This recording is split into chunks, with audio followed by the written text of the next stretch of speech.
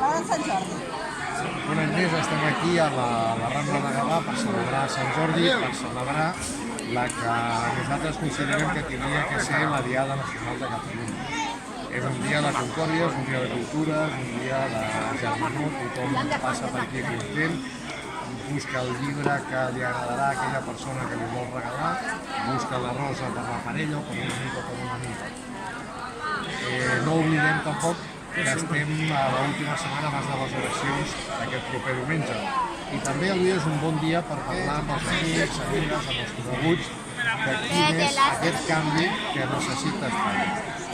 Llavors, tenint en compte tot això, nosaltres tenim avui un llibre aquí, que és La piel del todo, un llibre d'Òscar Ojeda, que és un historiador, que deu estar a punt d'arribar un moment al metre, per signar exemplars.